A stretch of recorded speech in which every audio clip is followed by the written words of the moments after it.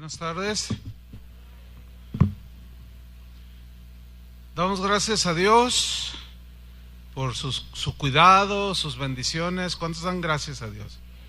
Siempre nos da una palabra, siempre Dios está al pendiente de nuestras necesidades, y eso es algo muy, muy valioso que apreciamos del Señor, ¿verdad? Así es que creo que esta no será la excepción, y Dios bendecirá nuestros corazones con su palabra. Yo le invito a que abra su Biblia en primera carta a los Tesalonicenses, capítulo 5, versículo 23. El tema: alguien te dejó marcado de por vida. Alguien te dejó marcado de por vida. Va a aparecer en la pantalla de la izquierda porque la de atrás está en huelga. Entonces me sigue allí. Dice Pablo a los tesalonicenses: y el mismo Dios de paz os santifique por completo, y todo vuestro ser, espíritu, alma y cuerpo, sea guardado irreprensible para la venida de nuestro Señor Jesucristo. Según el entendimiento y la revelación que el apóstol Pablo tenía, él comprendía que Dios había creado al ser humano un ser tripartito: cuerpo, alma y espíritu. El cuerpo físico, donde habita un alma. El alma es donde están asentados los sentimientos, las emociones, la voluntad, el intelecto, ¿sí? Y el espíritu, podemos decir que es un sinónimo de corazón, que es lo más profundo del ser humano, que es lo que vuelve a nacer cuando tenemos un encuentro con Cristo. Cuando Dios nos hizo, Él tenía en su proyecto que al nacer todo nuestro ser, espíritu, alma y cuerpo, creciera en una armonía tal que nos desarrolláramos no solo físicamente, sino también en nuestro intelecto, nuestras emociones, nuestros sentimientos, nuestro espíritu, todo de una manera equilibrada, para que de esta manera viviésemos en plenitud, en paz, en armonía. Pero sin duda que, pues, al ser por cuestión del pecado que nos afectó, somos seres imperfectos. Nuestra vida se va formando de experiencias, de vivencias. Sin duda que algunas de las vivencias que vamos acumulando desde que nacemos hasta este día, algunas son experiencias hermosas, otras son muy agradables, pero hay otras que no lo son tanto, ¿sí? Por ejemplo, yo tengo estas dos, digamos, etapas o lapsos o experiencias en mi vida. Yo tengo recuerdos muy bonitos de cuando era un niño, pero también tengo otros que no fueron muy agradables. Bueno, las dos tipos de experiencias me marcaron. Unas me dejaron buenas secuelas y otras no tanto. Por ejemplo, cuando yo era un niño, a mí no sé de dónde salió, pero me gustaba el campo. Siempre me gustó el campo. Y mi papá compró una casa le estoy hablando de hace 51 años, 52 años, ya hace bastante, rumbo al Estadio Jalisco. En aquel tiempo el Estadio Jalisco ni siquiera tenía la zona de arriba cubierta, era más pequeño y no había nada alrededor, era totalmente inhabitado, pero había ojos de agua, riachuelos, huertas, algunas partes de bosque. No, a mí me encantaba todo eso. Y resulta que la casa que mi papá había comprado era la penúltima casa de Guadalajara. Era como 4 cuadras del Estadio Jalisco hacia abajo. Así, aquí está. Y ahí vivíamos, de manera que yo salía de mi casa, daba unos cuantos pasos y ya enfrente de mí estaba el bosque. Estaba la vegetación, estaban los ríos, los riachuelos, todo eso. era maravilloso. A mí me encantaba irme a jugar y me metía a los arroyuelos, a los estanques, tremendo. Tanto me gustaba que un día me vino una idea en mi pequeño intelecto y le dije a la maestra de la primaria, le dije: por favor, maestra, déjeme mi tarea y yo la hago a la hora del recreo. Y me miró así: ¿a la hora del recreo? Ni me miró bien extrañada, obviamente. Si a esa hora todos los niños juegan. Y dije: sí, pero yo quisiera hacer mi tarea a la hora del recreo. Lo que pasa es que yo tenía un plan. ¿Cuál era? De que hacía allí mi tarea, me la calificaba antes de que llamaran a los niños a clases de nuevo. Y yo llegaba a mi casa y le decía: ya hice mi tarea, mamá. Y me decía: pero ¿cómo? Ahí está, mira, la firma de la maestra. ¿Cuál era el plan? Pues en cuanto llegaba, comía y me iba al cerro, me iba al bosque y atrapaba ranas, atrapaba mariposas, culebras. Me gustaba el campo y eso quedó bien marcado en mi vida y siempre lo recuerdo. Y en fin, pasaron los años, o pasan los años en la vida de un ser humano, y pues además del pecado que nos afectó sin duda, también fuimos afectados todos. Yo creo que todos hemos sido afectados en este sentido por situaciones difíciles que vivimos desde el momento en que quizás vimos la primera luz en este mundo. De alguna manera el desarrollo y el crecimiento de nuestro cuerpo, alma y espíritu, que Dios tenía planeado para nosotros que fuera pues en equidad, en armonía, en balance, de alguna manera no se cumplió en la gran mayoría de los seres humanos. De tal manera que podemos ver el día de hoy a un hombre que puede llegar a la madurez física, o a una mujer que llega a la madurez física, 25, 28, 30 años. Vemos a un hombre atlético, con excelente condición física, ya con un bigotazo, ya ve las barbas que se usan el día de hoy, así unas barbonas por acá, y pues lo vemos ya que tiene edad para casarse, ya puede reproducirse, tener hijos. Físicamente se ve un hombre maduro, físicamente se ve una mujer madura. Sin embargo, en la gran mayoría de los seres humanos, en algún momento de su vida, tuvieron experiencias o tuvimos experiencias que nos dejaron marcados, para bien o para mal.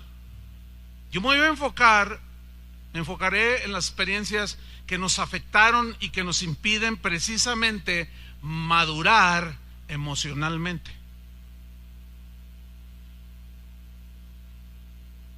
¿Cómo es esto? Porque tenemos ahí a un hombre que físicamente se ve maduro, una mujer que ya se ve toda una mujer, pero sus reacciones son como las de un niño,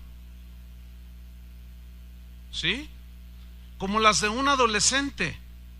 Toma decisiones muy precipitadas, arrebatadas, tiene reacciones muy infantiles, se enoja fácilmente de cualquier cosa, se enoja con el patrón y renuncia. A mí nadie me da órdenes.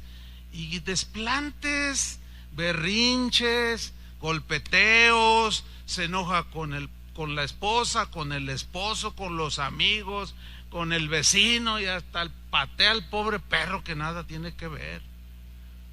Entonces la demás gente que está que pudiera estar más ubicada dicen: oye, este muchacho tiene unas reacciones totalmente fuera de sí. ¿Qué le pasa? No controla sus emociones, no controla sus sentimientos. Sin duda que es una persona marcada por algo negativo que sucedió en su vida y que le ha impedido crecer, le ha impedido madurar emocional y espiritualmente. Físicamente pues ya se ve maduro, ¿sí?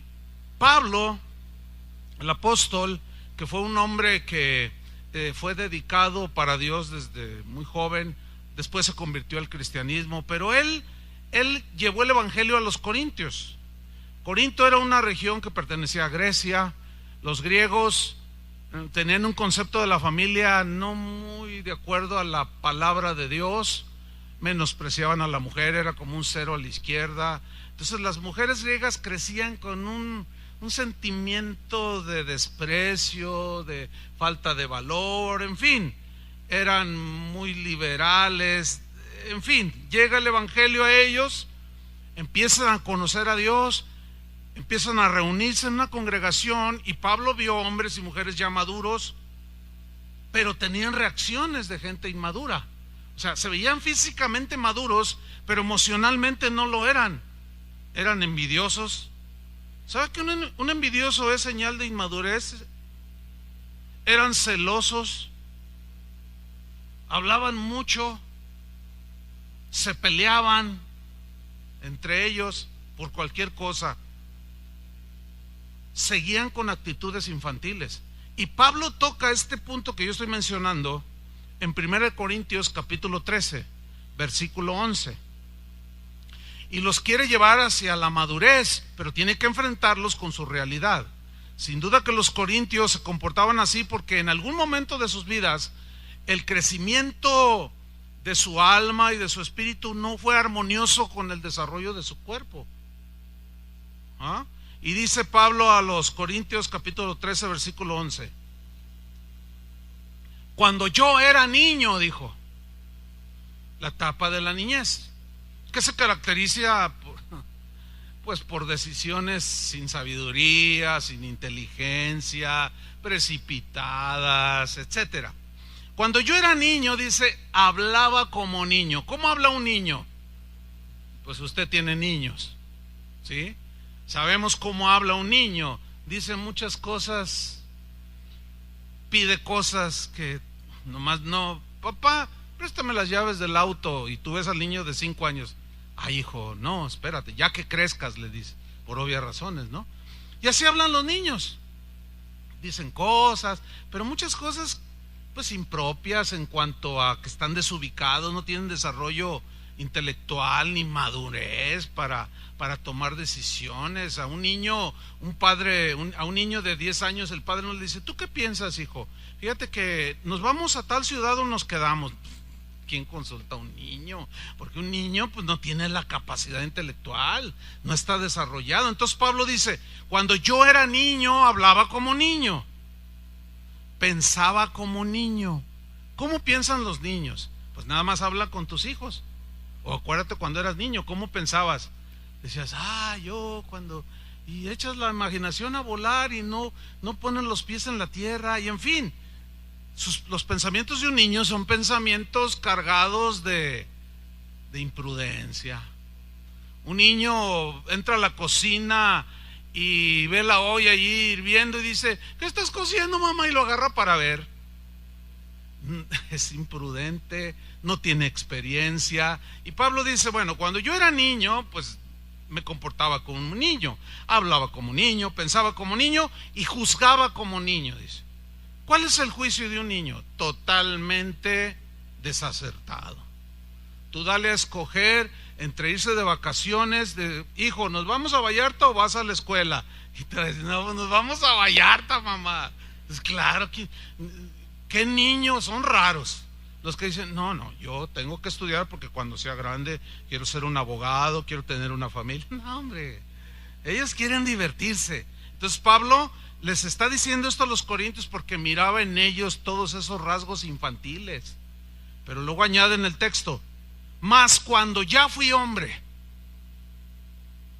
cuando ya crecí, me hice físicamente un hombre, pero también tuve que madurar en mi intelecto, tuve que madurar en mis emociones, tuve que madurar en mis sentimientos. Cuando ya fui hombre, dice, dejé lo que era de niño.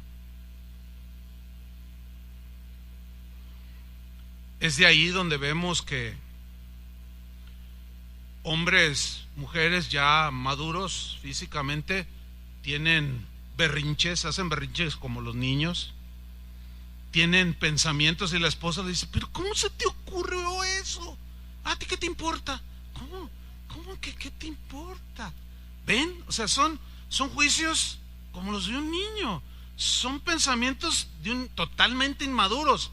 Pero algo pasó, que él creció físicamente, pero emocionalmente no iba a la par. Se detuvo, se estancó. En el caso de Jesús, que era todo Dios, pero fue un ser humano, pues él era perfecto. Pero vamos a ver cómo era Jesús. Lucas 2:40. Aquí menciona cuando era niño, dice, y el niño crecía y se fortalecía. Se refiere al cuerpo físico. ¿Ah? Y luego dice, y se llenaba de sabiduría.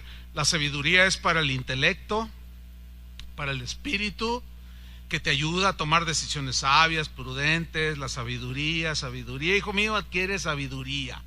La experiencia empieza a crecer, madurar, tomas decisiones más acertadas, etcétera. Entonces dice que Jesús crecía y se fortalecía, se llenaba de sabiduría y la gracia de Dios era sobre él. La gracia de Dios es algo espiritual, o sea, recibía en su espíritu gracia de Dios, favor de Dios. En el caso de nosotros imperfectos, se detiene la gracia de Dios a nuestras vidas cuando nos amargamos, cuando estamos resentidos, cuando somos envidiosos, y ahí ya nuestro espíritu no está creciendo.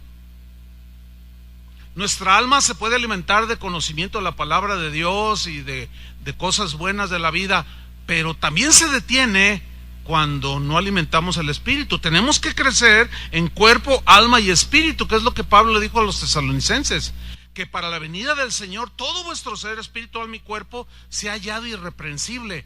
O sea, en un nivel de madurez. A eso se refiere. En Lucas 2:52 vemos también algo sobre Jesús. Dice que Jesús crecía en sabiduría y en estatura. ¿Ve cómo había un crecimiento a la par? Armonioso, sabiduría, el alma obteniendo conocimiento, el espíritu alimentándose, y en estatura. Y ahí va Jesús. Y en gracia para con Dios y los hombres. De tal manera que se sorprendieron cuando a los 12 años Jesús hablaba con una sabiduría nada común en un adolescente. Nada común, pero ¿por qué hablaba así? Porque su crecimiento era armonioso e iba a la par. Hay gente así, hay gente que tiene buen ámbito, buen ambiente en su hogar, están satisfechas sus necesidades, van creciendo, y tú oyes hablar a esos niños aún, a esos jóvenes, y dicen, wow, tiene 16 años y habla con una madurez el muchacho. Pero luego ya ves el hogar, dices, pero donde no hay eso, ese muchacho está marcado para bien. Pero donde no hay eso, somos marcados, pero para mal, que nos daña nuestra alma, nuestro espíritu, y nos estanca emocional y espiritualmente. Entonces corren los años y la vida está llena de sinsabores. Hay situaciones que pues no son muy agradables, nos dejan marcados de por vida. Cuando somos niños todo parece felicidad, nada detiene a un niño, aunque haya problemas en el hogar. Hay momentos en que los niños pues son tan inquietos, ellos lo que quieren es jugar, ellos son felices. Sin embargo, llegan momentos en los cuales un niño puede ser marcado para mal como para bien. Pero como dije al principio, yo me voy a enfocar en las marcas que se dejan en un ser humano cuando es pequeño, que le afectan en su crecimiento. Porque luego cuando se casa, él va a manifestar esas deficiencias. Él va a demostrar o va a manifestar su inmadurez por cómo creció, etcétera. Y hay una historia en la Biblia, en 2 de Samuel 4:4, donde está involucrada la familia real de Saúl, que era el rey. Tenía un hijo que se llamaba Jonatán, y también involucra a David, que en ese tiempo era un joven que cuidaba ovejitas y que, bueno, dice que sucedió algo terrible a la familia real. Y dice en 2 de Samuel 4:4, Jonatán, hijo de Saúl, tenía un hijo lisiado de los pies. Vamos a descubrir por qué causa quedó lisiado de los pies. Dice, tenía 5 años. Subrayo. ¿Cuántos años tenía este niño? 5 años, era muy chiquito. Cuando llegó de Jezreel la noticia de la muerte de Saúl y de Jonatán. El muchachito o el niño lisiado se llamaba Mefiboset. Mefiboset era hijo de un príncipe, Jonatán. Su padre, Jonatán, era hijo de un rey, Saúl. Y Mefiboset, como hijo de un príncipe o de un futuro rey, tenía el derecho de disfrutar y de vivir en el palacio del príncipe o del futuro rey. Y como consecuencia era heredero de todo lo que tenía el rey. Mira, tú como ser humano, todos nosotros como seres humanos, tenemos el derecho dado por Dios de tener un ambiente propicio en todos los sentidos. Un ambiente armonioso, entiéndase hogar, donde tengamos el amor de un padre. Eso Dios lo diseñó, ese era el plan de Dios. Tú tenías derecho como hijo a ser amado, a ser atendido, a ser protegido, educado, dirigido, disciplinado, sostenido, etcétera, etcétera, etcétera. Pero en el caso de Mefiboset, sufrió 2 o hasta 3 episodios en su vida que lo dejaron marcado. Lo dañaron. Era solamente un pequeño de 5 años cuando de manera inesperada queda huérfano. Yo no sé cuántos de ustedes de aquí son huérfanos. Vivieron su orfandad desde niños, pero yo me imagino, supongo, por lo que he visto en los que quedan huérfanos, que al morir el sustento del hogar, nadie espera la muerte de un padre. Y de su abuelito en el caso de él. Ahora él tenía que crecer sin un padre que lo guiara. Este niño tenía ahora que crecer sin un padre que lo aconsejara, que lo encauzara, perdón, que le diera buenos consejos para ayudarlo a crecer, a madurar, que lo enseñara a respetar a los demás. Ya no tenía un papá, había quedado huérfano. Y tampoco tenía un abuelo, que a veces se hacen cargo de los nietos cuando quedan huérfanos. Se murieron los dos en un mismo evento. Sin duda, no tengo la menor duda, que la mente y el intelecto, el alma de Mefiboset, al ser tan pequeña, no fue capaz de procesar en su mente este terrible episodio. No tengo la menor duda.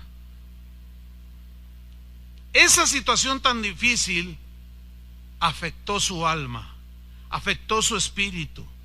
Vino el desconsuelo, entró la inseguridad en su corazón, porque ¿dónde está papá? ¿O dónde está mi abuelito? El temor de enfrentar al futuro sin un padre lo dañó terriblemente, de manera profunda, en su alma, en sus sentimientos, en su interior, en su espíritu, en su corazón. Los seres humanos vivimos en un mundo imperfecto. ¿Ya se dio cuenta? ¿Sabe por qué el mundo en el que vivimos es imperfecto? Porque los habitantes de ese mundo somos imperfectos. Al ser imperfectos, nosotros podemos marcar a otros para desgracia de los que dejamos marcados. Pero también tenemos ese potencial de dejarlos marcados para bien, para que crezcan equilibrados en todo su ser, espíritu, alma y cuerpo. Pero también somos recipientes fáciles de ser dañados y también nos dejan marcados. Algunos de nosotros fuimos marcados por el padre, otros por la madre, otros por el abuelo, pero de manera negativa. ¿Sí? Marcamos a otros, pero también nos dejan marcados. Y eso afecta, hermanos, nuestro desarrollo simplemente como humanos. Por eso es que cuando llegamos a los pies de Cristo, tiene que haber una compensación entre nuestro espíritu y nuestra alma que quedó estancada con el crecimiento y la madurez, los 30 años que tienes, 40, 50 o 60. Porque hay, por ejemplo, hombres de 60, 70 años que tienen reacciones que tú dices, no es posible que un hombre de esa edad piense así. No es posible. Déjeme contarle algo que a mí me marcó cuando yo era un niño de 7, 8 años, que fue una experiencia a la par de la primera que les conté, que vivía en un lugar donde yo era feliz. Pero un día, caminando por la calzada Independencia, en ese tiempo alcalde de Barranquitas no había casas tampoco, y eso está aquí bien cerquita. Entonces yo me fui caminando por la calzada, por luego cortar y meterme allí a lo que se conoce como alcalde de Barranquitas, el fraccionamiento. Pues había conejos, Entonces yo me fui caminando por la calzada y llegué a cierto punto donde voy caminando y de pronto, ¿qué cree? Veo a mi papá. Y usted dirá, bueno, qué bueno que viste a tu papá. Pues sí, pero él iba con una señora que no era mi mamá. Y en mi mente infantil no atiné yo, no pensé nada, hasta que él la abrazó y le dio un beso. Y dije, caray.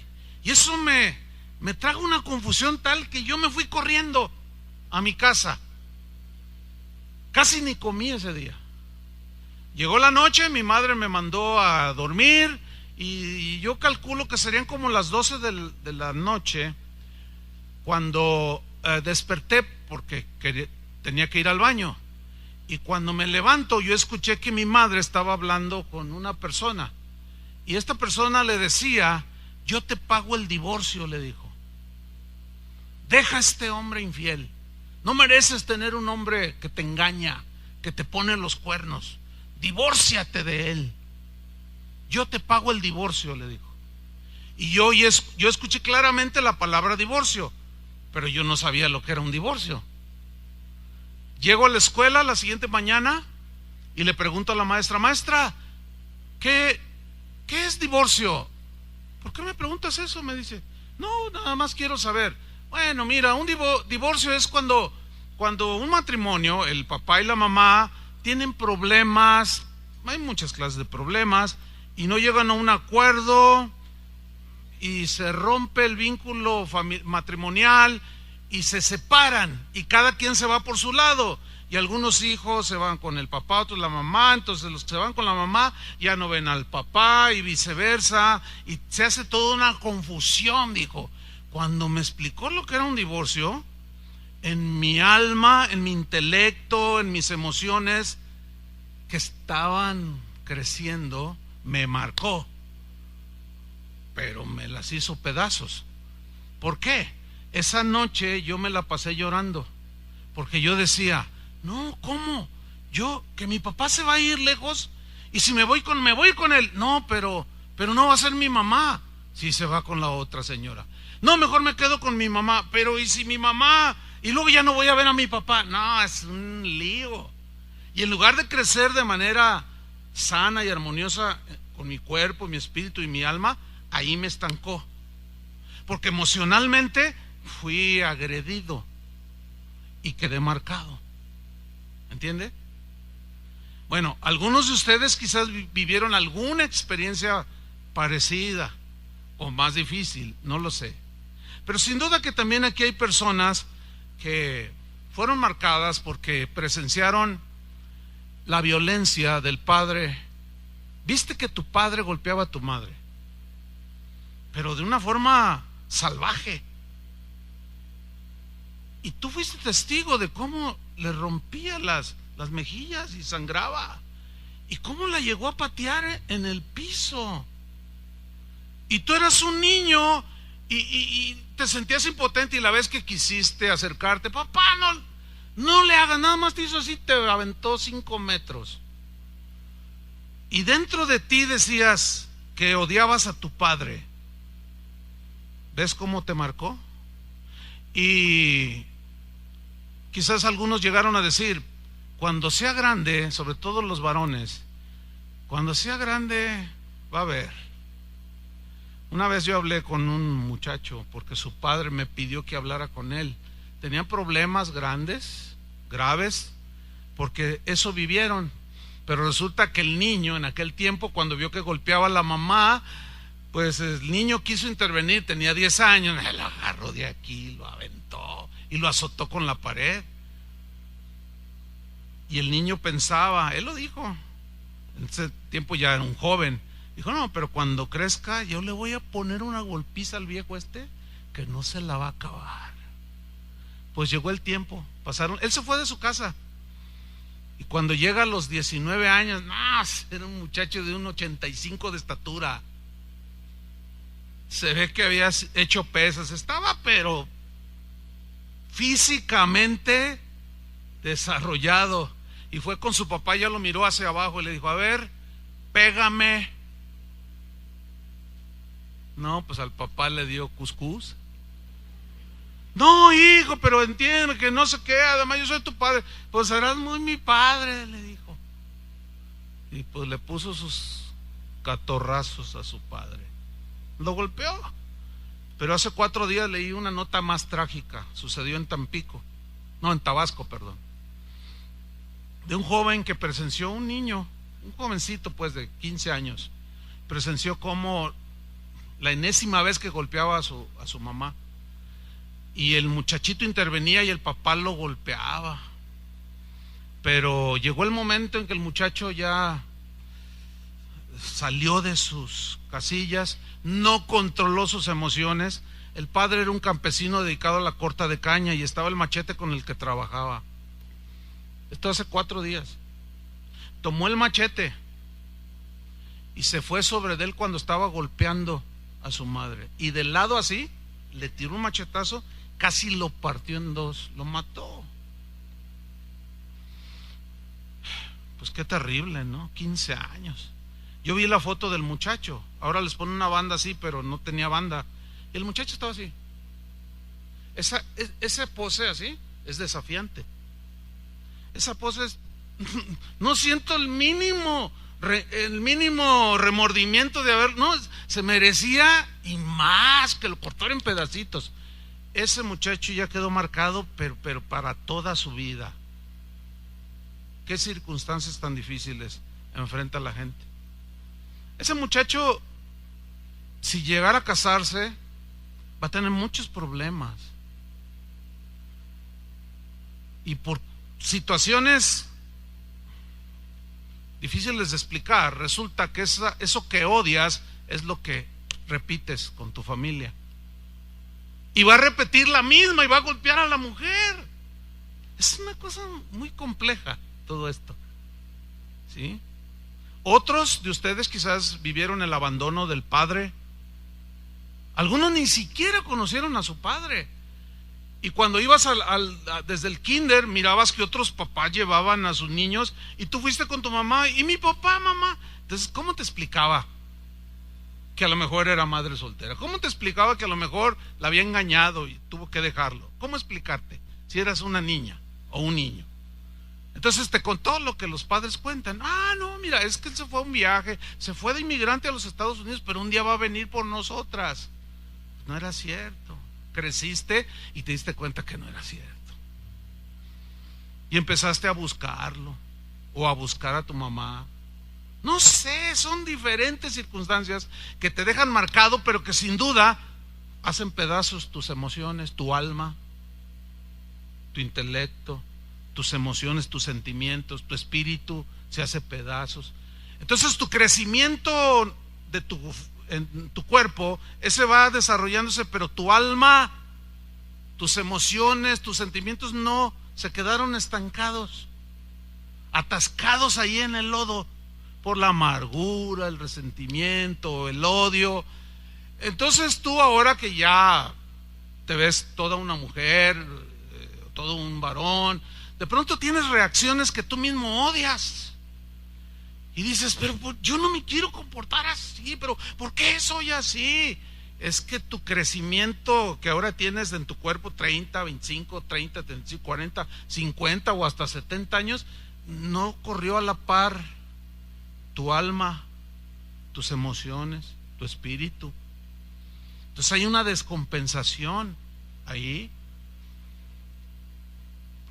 Quizás otros, como Mefiboset, tuvieron el extremo de la tragedia.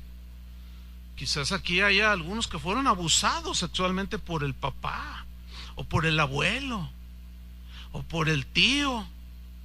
Y yo, entre paréntesis, quiero darles una voz de advertencia, de precaución, que te lo dicen en los spots de la televisión. No deje a sus hijos con cualquier persona, no se confíe. Es más, mire, usted le va a sonar raro, yo entiendo eso, pero ni siquiera con el abuelo.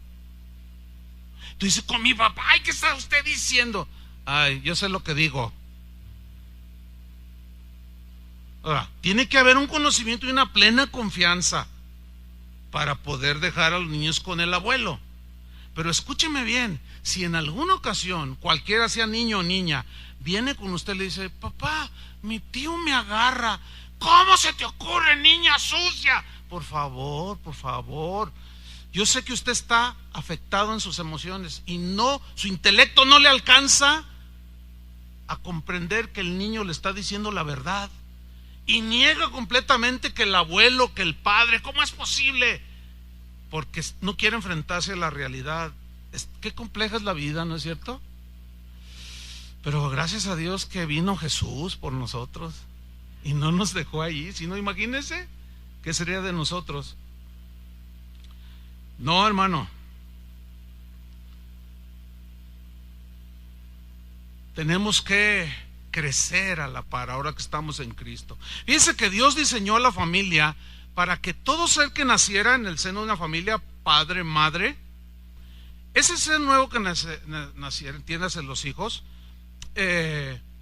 nacieran bajo la protección de un hogar, en condiciones ideales para que todo tu ser, espíritu, alma y cuerpo se desarrollara de manera armoniosa, donde tu padre te amara, te abrazara, te tocara, te bendijera, te dijera cosas bonitas, lo que hemos estado aprendiendo, ¿sí? Donde tu madre igualmente te cuidara, te dirigiera, en fin, que tú tuvieras un ambiente armonioso para que crecieras sanamente, tu cuerpo, alma y espíritu. Pero la realidad es que la gran mayoría de los seres humanos, ese plan que Dios tenía no se cumplió. Sabemos que el pecado fue el que arruinó todo eso. Y es así como todos de alguna manera hemos sido afectados, hemos quedado marcados.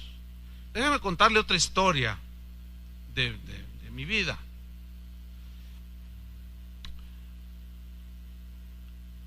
Mi papá era un hombre intelectual, o sea, le gustaba mucho la lectura, le gustaba mucho la historia, en fin. Y una vez llegó a casa y yo lo vi llegar, y como le encantaba la lectura, se sentó a leer. De hecho, cuando él murió, parte de la herencia que dejó, dijo, pero esto es para Chuy. Me dejó un montón de libros, bien interesantes, enciclopedias y cosas de esas. Entonces yo lo miré que estaba allí leyendo y me acerqué. Hola, papá, ¿cómo estás, papi? Y él no dejó de leer. Hola, me dijo. Y yo me senté junto a él. Oye, papá, y lo agarré así del brazo. Fíjate que, espérame, estoy leyendo. Bueno, oye, papá, estoy ocupado, me dice. Le digo, bueno, ok, ¿me das un 20? Porque en mis tiempos pedíamos un 20. Porque con 20 centavos comprabas un montón de cosas. Comprabas fruta, comprabas tu Coca-Cola y hasta te sobraba para jugar a rayuelita. No, ahora llegan tus hijos, papá, ¿me das 1,500 pesos? Y tú, casi te da el infarto, ¿no? Entonces yo le dije, papá, ¿me das un peso? ¿Un 20? Y me dice, no tengo, vete, me dice. Pues yo me fui todo agüitado. Y ahí voy de salida por este lado, Pero de reojo vi que mi hermana, la que sigue de mí, Georgina, venía por ese lado. Ahora, ella era la consentida de mi papá. Ahora yo les voy a hacer una pregunta. ¿Cuántos de ustedes eran los consentidos de sus papás? A ver, levanten su mano. Te dañaron. Te dañaron. Te dañaron. Por eso, mira, una persona que es consentida la dejan hacer lo que quiere. Por eso es que hoy, algunos de ustedes consentidos, que yo vi manos, pero no quise ver rostros. Para no, en serio. Porque dije, me tendí una trampa al pastor. Digo, por lo que voy a decir. Pero una persona que fue consentida lo dañaron y todos sus sentimientos, su intelecto se potencializó y se pasó de la raya. Y son los que manifiestan rasgos de orgullo. Hacen berrinches, todo quieren que se haga como ellos dicen, porque desde niños así, no hubo quien, por como era consentido, no hubo quien le dirigiera, no, hijo, no, tranquilo, mira, no todo se hace como tú quieres, también tienes que considerar a los demás, tienes que, aquello. Entonces, por eso ahora que ya están casados o que son adultos, solteros, hacen sus desplantes. Te dañaron. Tus emociones no crecieron, se dispararon y se fueron al extremo. Se creen autosuficientes, son soberbios, son prepotentes. Esa es la típica reacción. Pero ¿cuántos de ustedes no fueron los protegidos o los consentidos? Pues yo fui de esos y me dañaron. Es decir, si fuiste el consentido, te dañaron. Y si fuiste la oveja negra, ¿cuántos fueron oveja negra? Pues también hay un montón de ovejas negras aquí.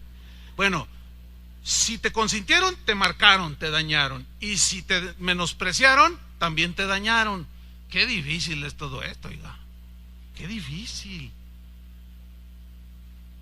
Entonces a mí no me dio un 20 mi papá y se acerca por acá mi hermana.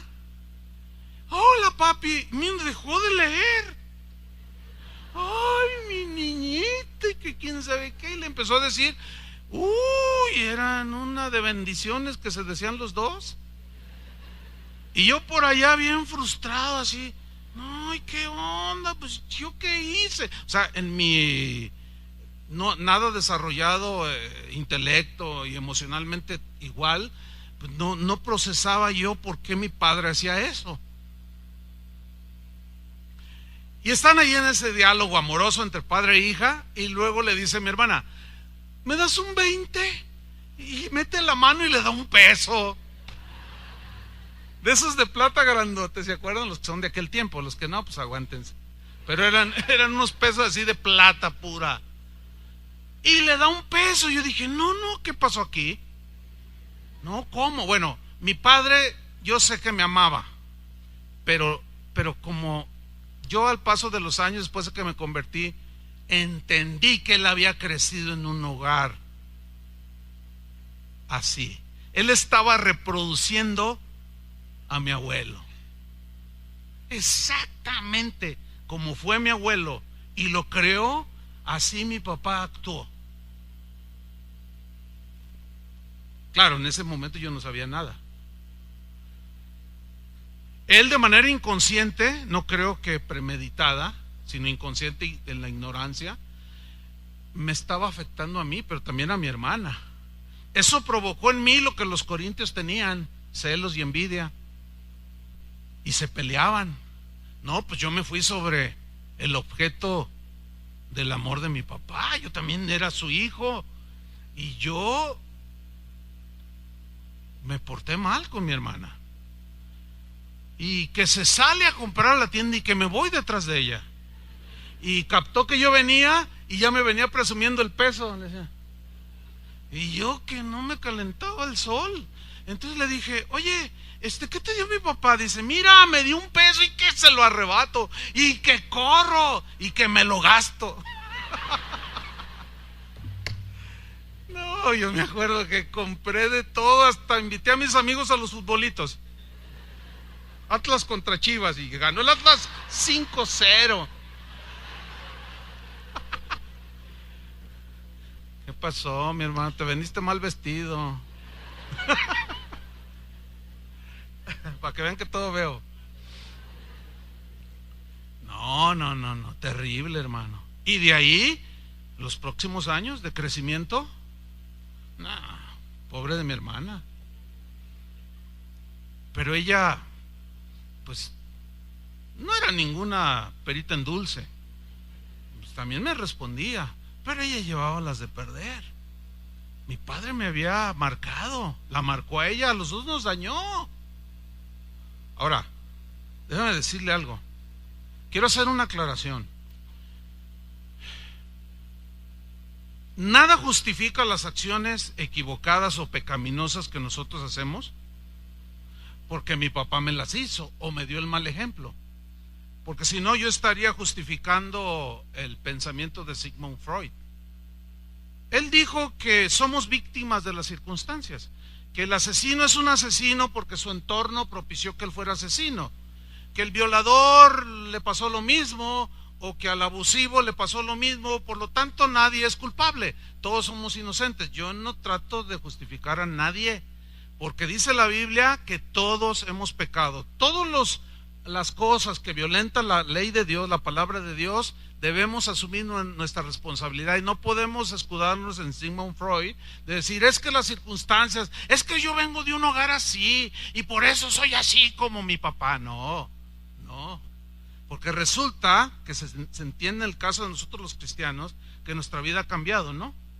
El problema es que venimos a Cristo, pero este tipo de temas o de enseñanzas alimentan nuestra alma, nuestro espíritu, y tenemos que ir de alguna manera emparejando el crecimiento hacia la madurez, para de aquí en adelante, desde el momento que vivimos cristianos, empecemos a tomar mejores decisiones, tengamos mejores reacciones que cuando lo hacíamos quizás hace 2 años, que todavía no éramos cristianos. ¿Por qué? Porque cuando yo era niño hablaba como niño, pensaba como niño, pero cuando yo fui hombre dejé lo que era de niño. Y aquí es donde el punto central en el que yo quiero llegar. Vamos a volver aquí con Mefiboset. ¿Les parece bien? Porque ahí se desarrolla toda la historia y de ahí extraemos los principios que nos van a ayudar. Segunda de Samuel 4, versículo 4. Acuérdense que llegó la noticia de que su padre había muerto, su abuelo había muerto, pero ¿qué sucede? En la segunda parte del texto dice, y su nodriza, cuando oyó la noticia, lo tomó al niño, 5 años, y huyó. Y mientras iba huyendo, apresuradamente, se le cayó el niño y quedó cojo. Su nombre era Mefiboset. Oh, qué desgracia, hermanos. No solo queda huérfano, no solo se le muere el abuelo, sino que en el mismo episodio, al ser llevado en los brazos ese niño inocente, se le cae a la mujer, se golpea la cabeza, no sé, su espina dorsal, y se queda lisiado de los pies. Qué terribles marcas en la vida de un niño inocente. Quedó solo Mefiboset, ya no tenía a su padre. Además queda imposibilitado de poderse valer por sí mismo. Y por si fuera poco, había muerto su padre y el rey, su abuelo, y él quedó en el abandono, en la pobreza y en el desprecio de los demás. Los niños a veces son muy crueles. ¿Se acuerda cuando iba a la escuela? Mire, el bullying, el famoso bullying, que es pues agredir a otros niños, siempre ha existido, siempre. Acuérdese, ¿verdad? ¿Se acuerdan cuando iban a la primaria? ¿Se acuerdan del gordito del salón? Pobre gordito. No, pues era la referencia. ¿Se acuerdan del Visquito? ¿Se acuerdan del que no, que un niño llegara con una manita deformada? No. ¿Se imaginan? Aparte de que un niño así que a lo mejor está visquito y a lo mejor es un niño abandonado que no creció con su papá y todavía llega a la escuela y los niños se burlan de él. No, por eso la sociedad está como está, oiga. No es nada fuera de lo que es. Esas son las consecuencias. Entonces, por eso yo dije, quedó abandonado, lisiado. ¿Quién sabe de dónde fue a parar? Nadie le sé. ¿Quién quiere un niño sin padre y además lisiado? Pero algo sucedió. Algo bueno sucedió. ¿Qué sucedió? Al morir Saúl, ahí estaba David, ¿recuerdan? Que era un joven que en términos generales había crecido en un mejor hogar. Era un joven que tenía un concepto de sí con cordura, pensaba bien, tenía sabiduría a pesar de su juventud. Y eso lo hacía ser un hombre valiente que enfrentaba las situaciones. Por eso cuando salió aquel gigante llamado Goliat, Saúl corría y huía junto con el pueblo. Y David miró eso y dijo, pero ¿por qué le tienen miedo? Dios está con nosotros. Yo voy a ir y lo voy a enfrentar. Y Saúl le dice, pero si eres un muchacho. Y le dice, pues sí soy un muchacho, pero ¿cómo es posible que ofendan al Jehová de los ejércitos? Y bueno, ustedes conocen la historia. Se le enfrentó y lo venció. De ahí le agarró celos y envidia a su padre, el rey Saúl. Pero así sube al trono finalmente, pues David. Y dice la Biblia que David era un hombre conforme al corazón de Dios. ¿Qué significa? Que era un hombre misericordioso, que era un hombre que podía amar. Perfecto nunca, porque era un ser humano, pero sí tenía muchos rasgos de un hombre de Dios. Y resulta que David había sido muy amigo de Jonatán, el papá de Mefiboset. Y cuando eran muy amigos, ellos hicieron un pacto, hicieron un compromiso de cuidarse, protegerse si alguno de ellos moría primero. Y mire lo que le dice Jonatán, como presintiendo no muy lejana su muerte, en 1 Samuel 20, versículo 15. En ese pacto que ellos hacen le dice, y no apartarás tu misericordia de mi casa para siempre, le está diciendo Jonatán a David, cuando Jehová haya cortado uno por uno los enemigos de David en la tierra. No dejes que el nombre de Jonatán sea quitado de la casa de David. Ustedes saben que el nombre o el apellido se perpetúa o se corre por medio del varón, porque es el que deja el apellido o el nombre. Ustedes saben eso, ¿no? Por ejemplo, una familia que tiene niñas, pues allí ya no hay manera, ¿sí? Pero bueno, no se me agüite nadie, o sea, no debí de haber puesto ese ejemplo, me faltó saber. Es que me marcaron. No, porque pues aquí no pretendo decir nada que esté fuera del lugar, por supuesto. Pero ahí lo dejamos, ¿no? Ahora, hacen un pacto.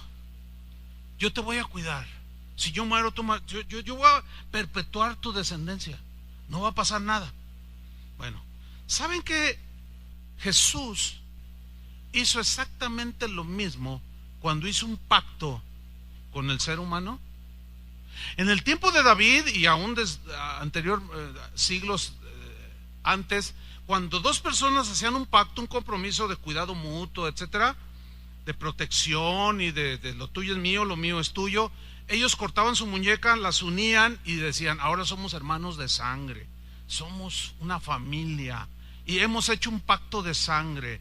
Por eso es que Jesús, cuando hace lo que se conoce como la última cena o la cena del Señor, que dijo, este es el pacto sellado con mi sangre. ¿Se acuerdan? O sea, todo lo de Dios es nuestro.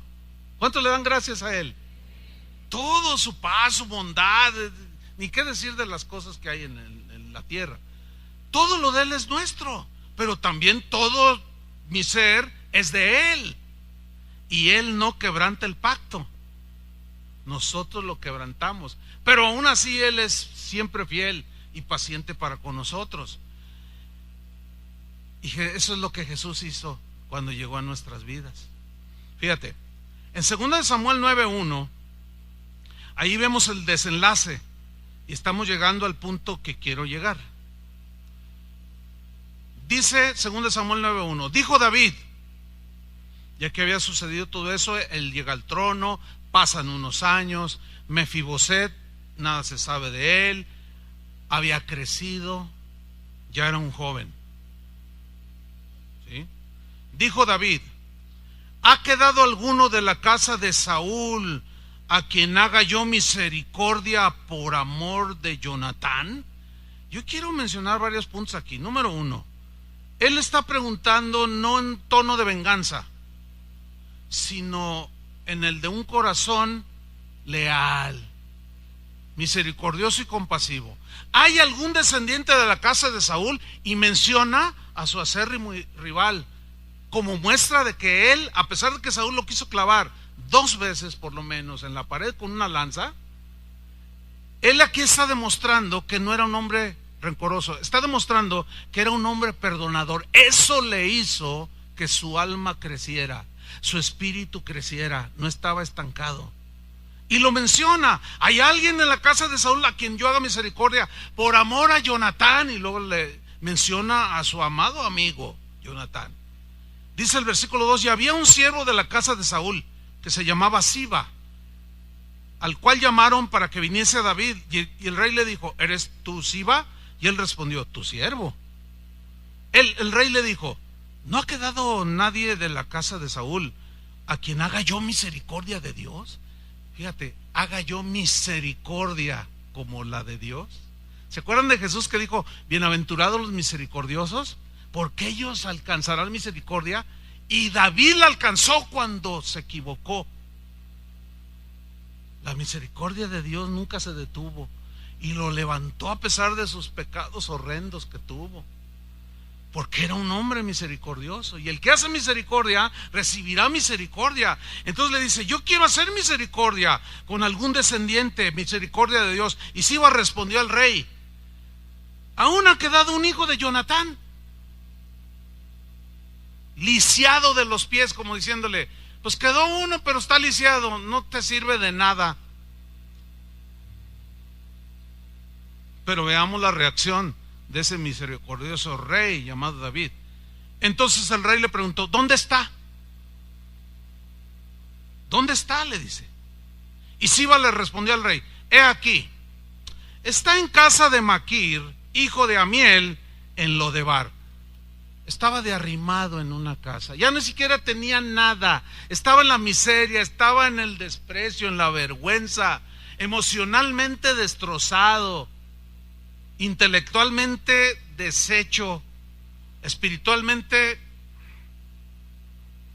hecho añicos, y termina en la miseria, en la pobreza, arrimado con un buen hombre llamado Maquir, en una localidad que se llama Lodebar. Y curiosamente Lodebar en hebreo significa lugar seco,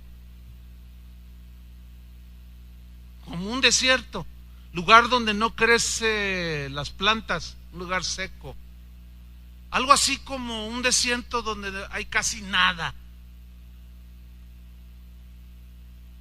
Y así vive una persona que ha sido marcada en su vida. Hay unos desiertos espantosos, depresiones horribles, se autodesprecian de manera exagerada. ¿Por qué? Porque quedaron marcados, porque fueron abandonados y todo lo que ya he explicado. Entonces, versículo 5, el rey David le trajo de la casa de Maquir, hijo de Amiel, de Lodebar, lo trajo, fíjate, mandó por él. Aquí hay una analogía muy bonita. ¿Por qué? Porque nosotros fuimos atraídos por Jesús, ante Jesús, por el Espíritu Santo. Fuimos Él tuvo que venir a la tierra porque nosotros estábamos lisiados, ¿entiende? No podíamos caminar de manera espiritual, intelectual ni emocional. Estábamos lisiados. Tenía que venir Él en nuestra salvación.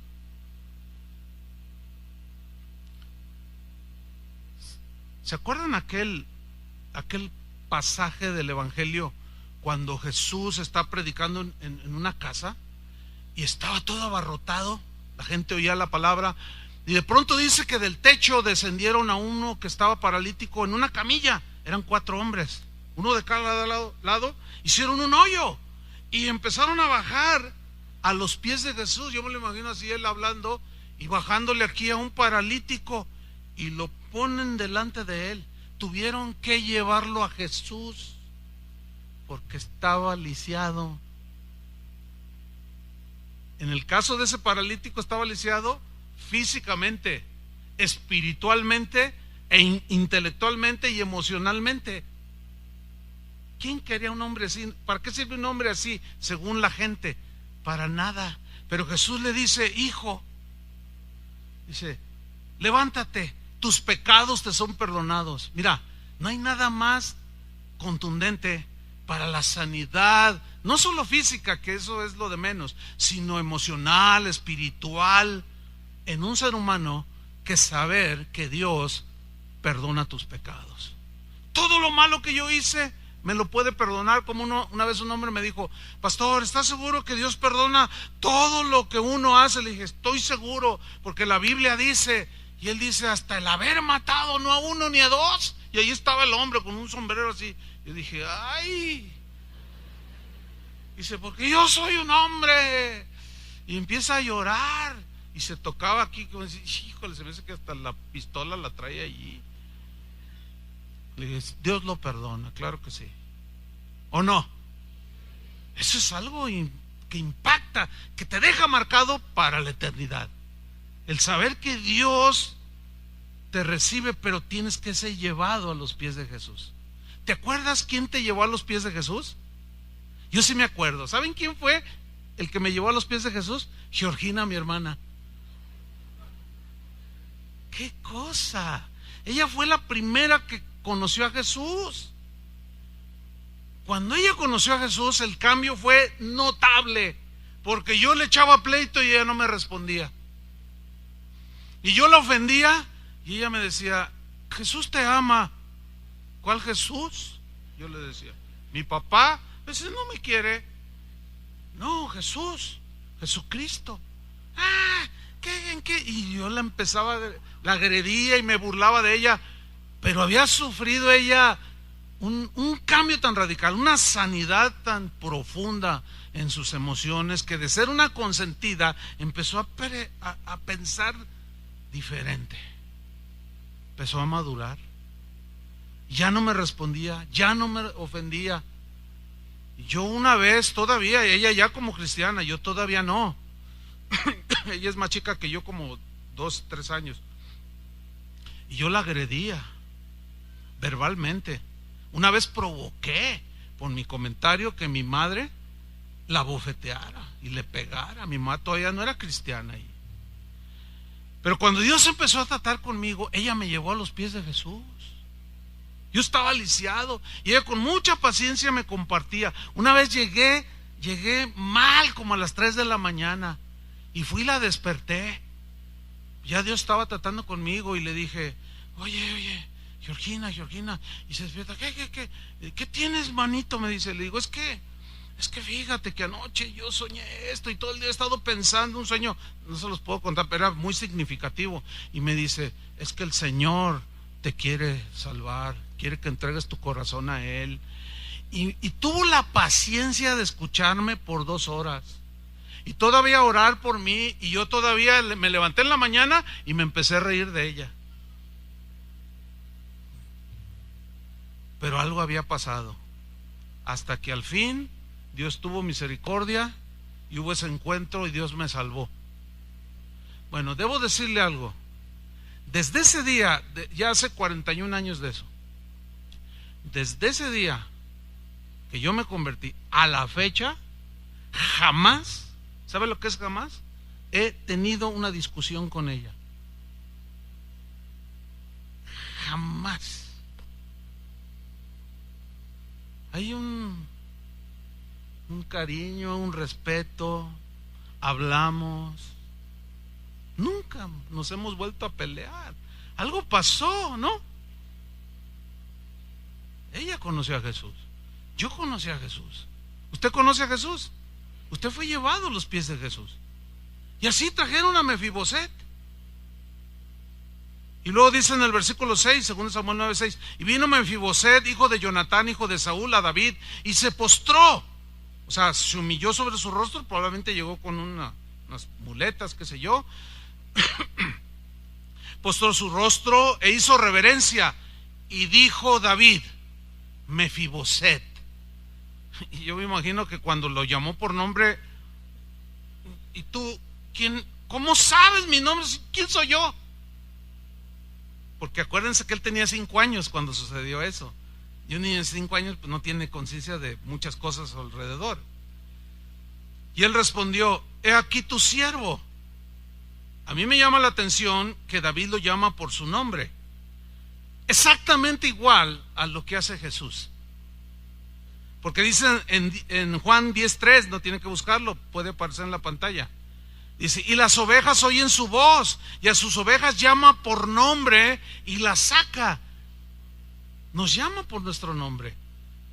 Cuando nosotros decimos, Dios me habló, no es una voz audible que si Dios lo quiere hacer, lo hace cuando Él quiere. Pero generalmente, por lo general, es el Espíritu Santo que mora en nosotros en una voz interior. Sí saben a lo que me refiero, ¿no? Es algo que tú sabes, por eso decimos, Dios me habló. Es algo espiritual, interno. Tenemos ya ahora que nacemos de nuevo, que nos arrepentimos, esa capacidad de oír la voz de Dios. Y yo he escuchado muchas veces mi nombre, pero fíjense que a mí el Señor me habla por mi apodo. Me dice Chuy, pero yo he escuchado varios tonos.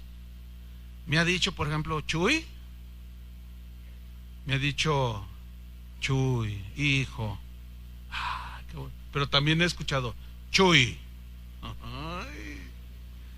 No, yo cuando oigo su voz que me llama por mi nombre, escucho el tono de su voz y más o menos intuyo, discierno lo que me quiere decir, si me quiere llamar la atención, si me quiere consolar, si me quiere aconsejar. Léete Proverbios 2. ¿Qué sé yo? Yo escucho ese tono, pero me llama por su nombre y a ti también y te conoce. ¿Por qué? Porque así como David tiene ese corazón de misericordia, Jesús la tuvo con nosotros. ¿Cuántos le dan gracias?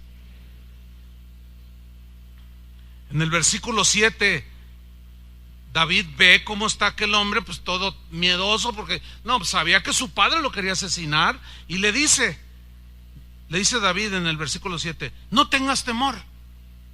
Lo primero que hizo fue tratar de infundirle paz. No tengas temor.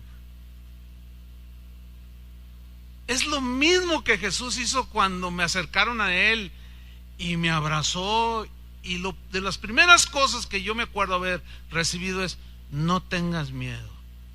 Y luego empecé a leer su palabra y me encontraba textos como este: no se turbe tu corazón, crees en Dios, cree también en mí. En la casa de mi Padre muchas moradas hay. Si así no fuera, yo lo hubiera dicho. Voy pues a preparar lugar para vosotros. Y si me fuere y os preparare el lugar, vendré otra vez y os tomaré a mí mismo, para que donde yo estoy, vosotros también estéis. O sea, en la casa del Padre, en el hogar perfecto, donde vamos a recibir todo lo que no recibimos aquí, porque allá en el cielo no habrá más llanto, ni más tristeza, ni más dolor, y enjugará Dios la lágrima de todos nosotros. Maravilloso, ¿a poco no? Y eso satisface mi sentimiento, mi necesidad de sentirme seguro, de sentirme valioso, de sentirme amado. Por eso David dijo en una ocasión: aunque mi padre y mi madre me abandonaran, con todo sé que Dios me va a recoger. Y la figura que habla de recoger es: me abrazará en sus brazos y me estrechará en su pecho. Ese es el Dios que servimos. Sigamos con Mefiboset, 2 Samuel 9:7. Y le dijo David: no tengas temor, porque yo a la verdad haré contigo misericordia, por amor de Jonatán tu padre, con quien había hecho un pacto. Y es lo mismo que Dios hizo. Él dijo por medio del profeta: porque los montes se moverán y los collados temblarán, pero no se apartará de ti mi misericordia, ni el pacto de mi paz se quebrantará, dijo Jehová, el que tiene misericordia de ti. Dice en el versículo 7, casi al final del texto: y te devolveré todas las tierras de Saúl tu padre, porque lo vio que estaba en la miseria, devolviéndole todo lo que le pertenecía. Y es lo mismo que hizo el Señor con nosotros. En Romanos 8:16 dice: el Espíritu mismo da testimonio a nuestro espíritu de que somos ¿qué? Hijos de Dios. Y miren lo que viene a continuación: y si somos hijos, también herederos, herederos de Dios y coherederos con Cristo. Tenemos una herencia, pero es una herencia eterna reservada para nosotros en el cielo. No estamos desposeídos. Probablemente aquí en la tierra tú no tengas ni dónde caerte muerto, pero este mundo pasará, pero el que hace la voluntad de Dios permanece para siempre. Y nosotros vamos camino a la morada celestial. Pero termina diciendo David en 2 Samuel 9:7, al final le dice: y tú comerás siempre a mi mesa, te sentarás a mi mesa. ¿Se acuerdan que va a haber una cena de las bodas del Cordero en el cielo? Vamos a estar todos ahí. ¿De qué tamaño? ¿Cómo va a ser? No sé, ni me diga cómo le explique. No sé, pero él dice que vamos a estar allí en la cena de las bodas del Cordero y que todos vamos a estar con él en su mesa. Gloria a Dios. Termina la historia Mefiboset diciendo lo siguiente: mire, después de oír todo lo que David quería hacer, mire la reacción de él. Y él, versículo 8, inclinándose dijo: ¿quién es tu siervo para que mires a un perro muerto como yo? ¿Nota lo que él mismo pensaba de él? Yo no sirvo para nada. No dijo: soy un perro. No, dijo: soy un perro muerto. Oiga, después de haber vivido todo lo que vivió, se quedó huérfano, se murió su abuelo, se queda lisiado, desposeído, en la pobreza, en el desprecio, y termina de arrimado. ¿Cómo cree que una persona así esté sana intelectualmente, espiritualmente, emocionalmente? No puede estar sano. Pero ahí está él hablando. Entonces el rey, versículo 9, el rey llamó a Siba, siervo de Saúl, y le dijo: mira, todo lo que fue de Saúl y de toda su casa, yo le he dado al hijo de tu señor. O sea, se lo está regresando. Tú pues, le dice, le labrarás las tierras, tú con tus hijos y tus siervos, y almacenarás los frutos, para que el hijo de tu señor tenga pan para comer. Pero Mefiboset, el hijo de tu señor, comerá siempre a mi mesa. Y tenía Siba 15 hijos y 20 siervos. Y respondió Siba al rey: conforme a todo lo que ha mandado mi señor el rey a su siervo, así lo hará tu siervo. Mefiboset, dijo el rey, comerá a mi mesa como uno de los hijos del rey. ¿Y qué somos nosotros, hermanos? Somos hijos de un rey que vino a regresarnos todo lo que nos fue quitado. No solo somos hijos de un rey, sino el Rey de Reyes. Hermanos, en esta tierra, por la imperfección del ser humano, seguiremos viviendo experiencias difíciles, pero podemos superarlas, hermano. ¿Entiende? Por la misericordia de Dios recibida, por la gracia de Dios recibida. De manera que los niños que están ahora en los salones, esos jóvenes que están ahora en el auditorio menor, ellos tienen el derecho dado por Dios de que usted necesita estar sano,